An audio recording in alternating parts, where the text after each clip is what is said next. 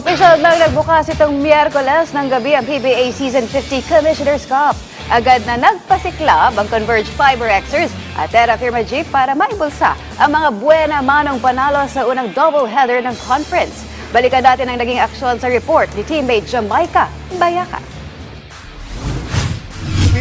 Malakas ang simula ng Terra Firma Jeep sa PBA Season 50 Commissioner's Cup matapos dominahin ng Titan Ultra Giant Risers 112-82 sa Ninoy Aquino Stadium kagabi. Pinangunahan nito ng import na si Ali Mubashar na nagtala ng 27 points at 11 rebounds kasama ang 4 na tres. Sa 37-22 run sa third quarter, tuluyang nakalayo ang Jeep at naitala ang pinakamalaking panalo sa franchise history. Maituturing ni Terra Firma head coach Ronald Tubid na malaking comeback ito sa koponan kumpara sa hindi magandang numero sa listahan noong nakaraang Philippine Cup.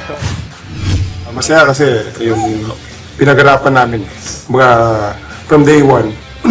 Last conference kasi for like less than a month lang ang preparation namin. Ngayon medyo early kami nag-start. So it's masaya kasi yung work na inan namin sa system namin.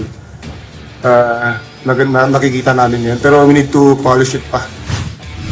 Pinuri rin ni Tubid ang maining na kamay ni Jerick Ahanmisi na may 28 points, 17 rito na itala niya sa third quarter matapos ang kanyang panalo sa 3-point shootout sa PBA All-Star Weekend.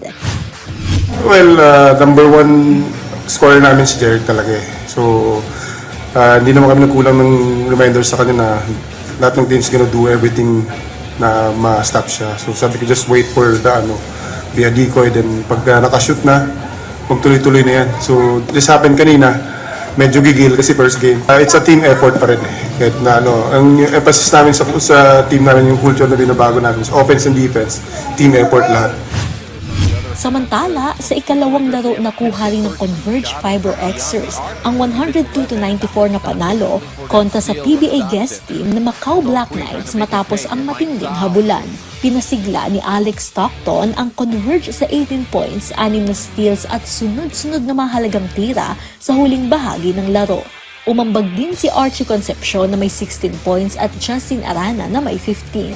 Nakalamang pa ang Macau sa ikatlong yugto, 62-51, pero nakabawi ang Fiber Xers para maitabla ang laro at gawing 3 puntos na lang ang agwat pagpasok ng fourth quarter. Sa huli naglabas ang 14-2 run ng Converge para agawin ng lamang at selyuhan ang panalo. Nag-struggle kami dun sa last part ng first half and start ng third.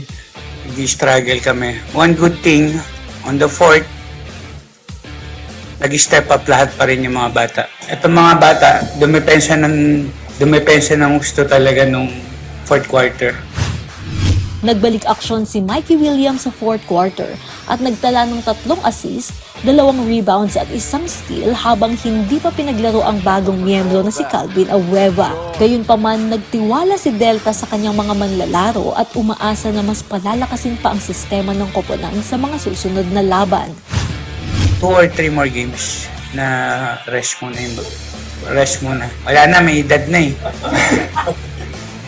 Kala nyo lang malakas pa pero nangangatog na yung tuhod. Talagang tinaray ko muna yung mga core namin. I tried the core na sila na muna.